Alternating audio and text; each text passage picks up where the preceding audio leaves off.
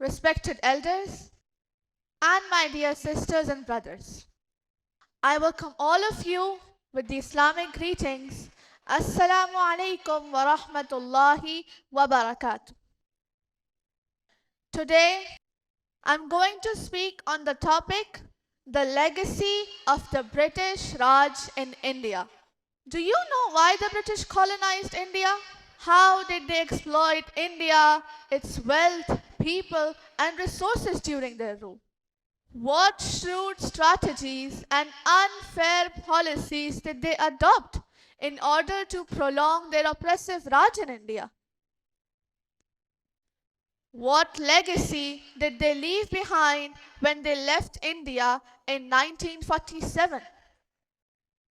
What can happen if the people of India inherit and continue to follow the same policies of the British after independence? Let us explore these questions by looking at our past and analyzing it with our present. You'll be surprised to know that India in 1700 under the Mughal Emperor Aurangzeb accounts for 27% of the world economy. Can you imagine? 27% of the world economy belong to India. Today, the world's largest economy is the USA, and its share of the world GDP is 25.32%. India's share of 1700 was even more than what USA has in 2024. Moreover, India's share of the world economy when Britain arrived on its shores was 23%. By the time the British left, it was down to below 4%. Why? Simply because India had been governed for the benefit of Britain.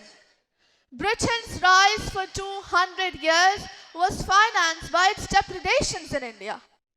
In fact, Britain's Industrial Revolution was actually premised upon the deindustrialization of India. The handloom weavers, for example, famed across the world, whose products were exported around the world.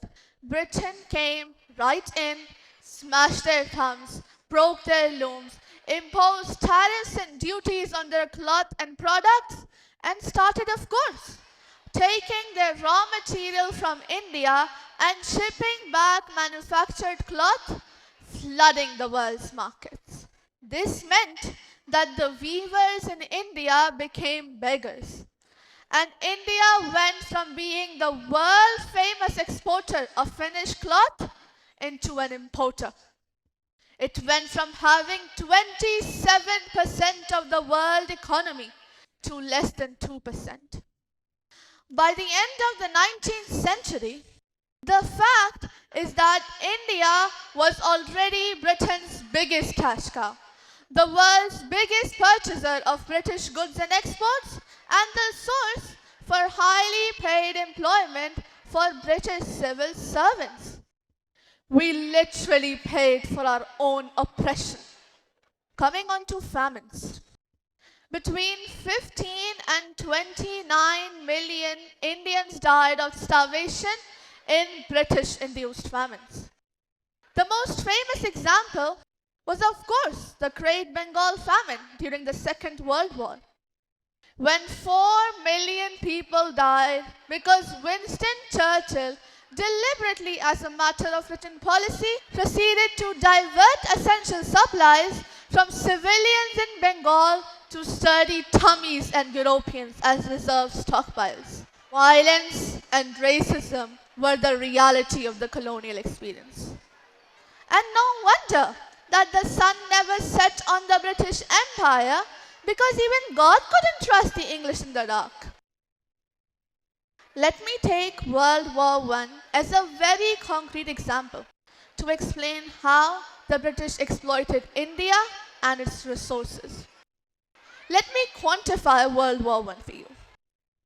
1/6 of all the British forces that fought in the war were Indian.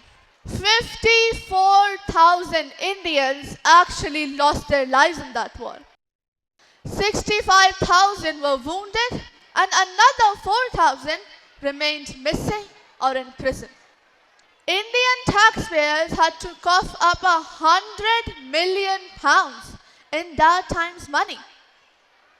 India supplied 70 million rounds of ammunition, 600,000 rifles and machine guns. 42 million garments were stitched and sent out of India. And a total of 1.3 million Indian personnel served in that war. But not just that. India had to supply 173,000 animals along with another 370 million tons of supplies. And in the end, the total value of everything that was taken out of India was, in today's money, £8 billion.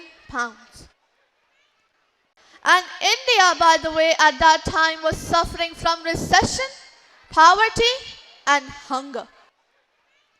World War II, it was even worse. 2.5 million Indians in uniform.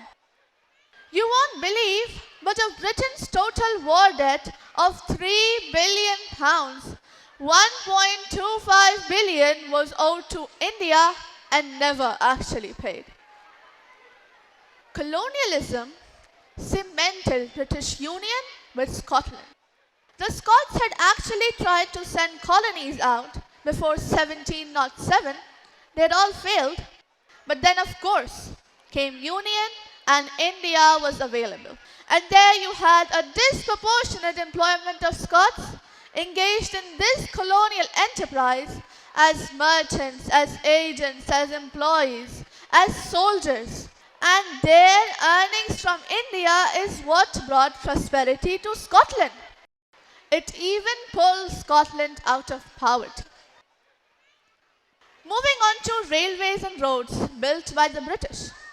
These were built to serve British interests only and not those of the local people. But I might add that many countries have built railways and roads without having had to be colonized in order to do so. They were designed to carry raw materials from the hinterland into the ports to be shipped to Britain. And the fact is that Indian or Jamaican or other colonial public, their needs were incidental.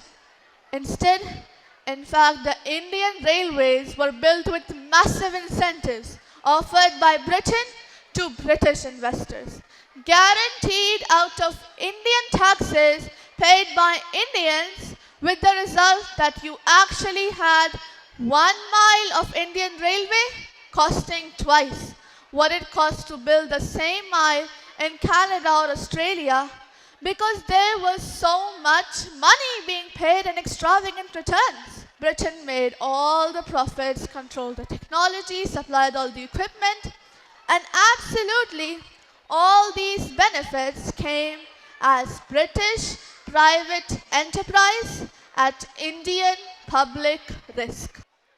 That was the railways as an accomplishment. We discussed what the British took away from us. Now let's see what they left behind. In order to rule such a vast country in an unchallenged manner, their policy was divide and rule between people of different religious communities, and especially between the Hindus and the Muslims. Although our country obtained freedom from the British rule more than 75 years ago, yet most of us are still prisoners of the British philosophy of divide and rule. Unfortunately, most of the politicians of India have inherited or rather adopted this British strategy. In order to obtain votes, they have created in the past and continue to create hatred among people of different religious systems, and especially between the Hindus and the Muslims. People say that these politicians add fuel to the fire. We need to disagree with them, because such politicians don't add fuel to the fire, but they add fire to the fuel. On most occasions, fuel is cool and used for constructive works like running vehicles, airplanes, factories, and the construction of the country. These politicians add fire to the fuel and destroy the country like the Britishers did. And at times, the damage is much more. Martin Wolf, a chief economics commentator at the Financial Times, has written an article claiming that India is expected to become a superpower in the next 20 years. Many economists, business leaders, and management gurus have also stated that India will be a superpower by 2047. We learn from history that before the British colonial rule, India was a wealthy and powerful country, referred as Sone ki Chidiya, or the golden sparrow, due to its wealth, raw materials, fertile lands, and natural resources. If we free ourselves from this British philosophy of divide and rule and let the people of different religious communities come together and live together in harmony, there is a possibility that history may repeat itself and India once again would become a superpower much ahead of America and the European countries. I hope that India will soon be free from the British philosophy of divide and rule that has plagued our country for so long. I hope that our people will rise above petty differences and work towards a united nation. I pray to Allah that may He bless our country with unity, prosperity, and wisdom. Jazakumullahu khair. Wassalamu alaikum wa rahmatullahi wa barakatuh.